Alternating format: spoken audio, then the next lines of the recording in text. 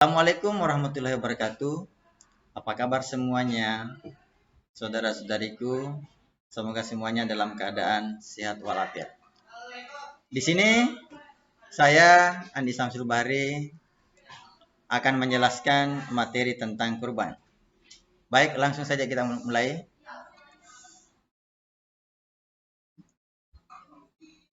Materi kurban dan akikah. Baik, kita mengawali dengan peta konsep.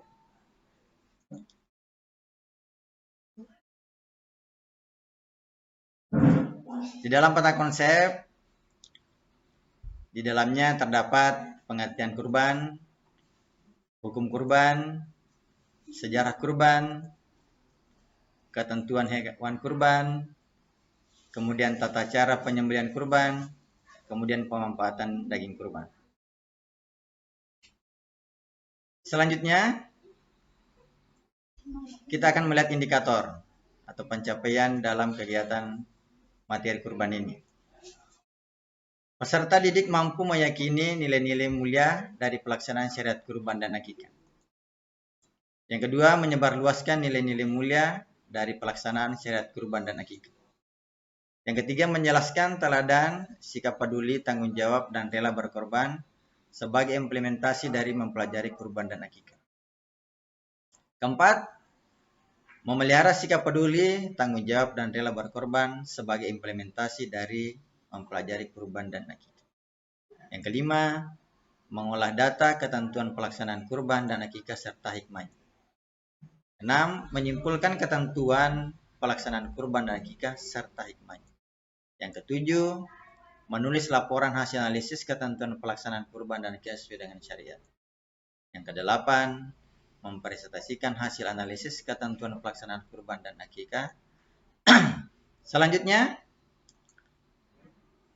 materi yang akan kita pelajari yang pertama, pengertian, kemudian yang kedua, hukum pelaksanaan kurban, yang ketiga, waktu penyembelihan, kemudian yang keempat, syariat binatang kurban, yang kelima, ketentuan umur, selanjutnya catat binatang kurban, kemudian pemanfaatan daging kurban.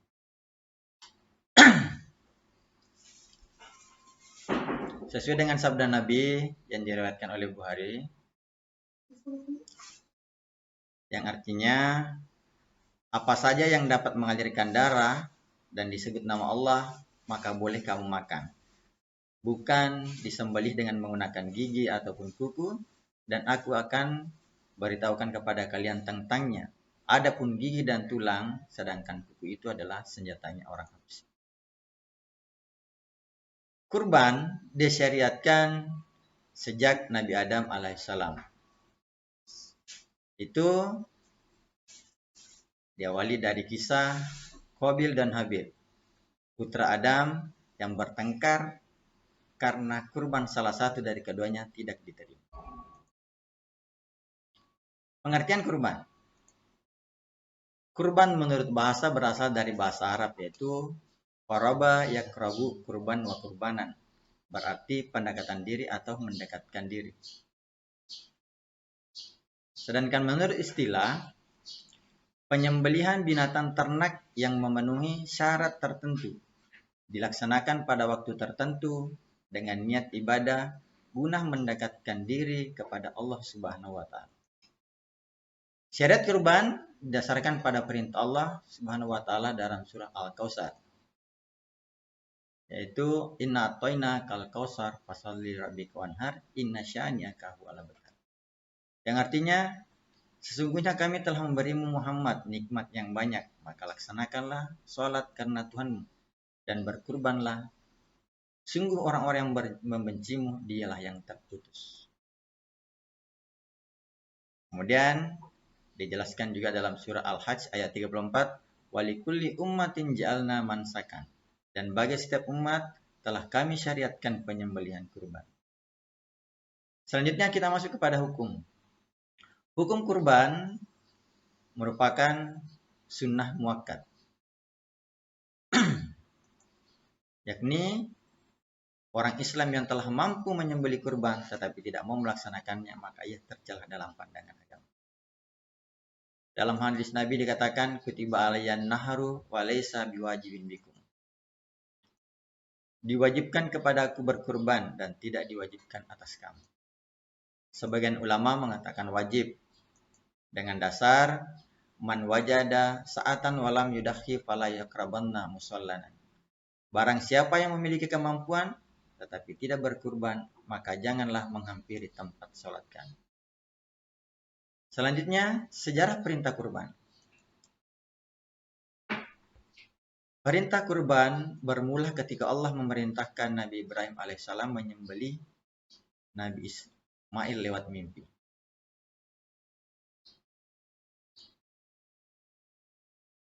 Kemudian, waktu penyembelihan binatang kurban dilaksanakan pada tanggal 10 Zulhijjah, yakni tepatnya hari raya Idul Adha.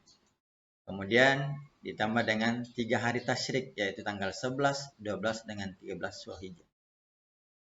Di luar dari tanggal tersebut hanyalah penyembelihan biasa. Rasulullah SAW bersabda, Man sabaha qabla sholati fa inna ma yasbahu li nafsi wa man sabaha ba'da sholata wal hutbataini faqad atama nusukahu wa asaba sunnatal muslimain. Yang artinya barang siapa ya menyembelih sebelum sholat, maka sesungguhnya itu hanyalah penyembelihan untuk dirinya sendiri. Barang siapa sesudah sholat dan 2 khutbah, maka telah sempurna ibadah atau sah kurbannya dan telah sesuai dengan sunnah muslimin. Syarat untuk binatang kurban. Jenis binatang ternak yang dipelihara atau diternakkan untuk dimakan dagingnya. Seperti kambing, domba, sapi, kerbau, dan unta. Selanjutnya, ketentuan umur binatang yang dikurbankan. Yang pertama, untuk domba berusia 1 tahun atau telah berganti gigi, atau dalam istilah bahasa Arabnya adalah musim. Kemudian yang kedua, untuk kambing berusia 2 tahun. Kemudian untuk sapi dan kerbau berumur 2 tahun. Kemudian untuk unta berumur 5 tahun. Selanjutnya, syarat orang yang menyembelih. Yang pertama, orang tersebut harus beragama Islam atau ahli kitab. Kemudian yang kedua, menyebut nama Allah. Kemudian yang ketiga, berakal sehat. Kemudian yang keempat adalah orangnya sudah mumayyiz. Cacat binatang kurban. Cacatnya seekor binatang akan mengakibatkan tidak sahnya untuk dikurbankan. Seperti 4 macam cacat, yaitu sakit mata, kemudian sakit-sakitan, kemudian pincang kakinya, kemudian yang terakhir, hewan tersebut terlalu kurus atau terlalu tua. Kemudian kurban lebih dari 1 orang.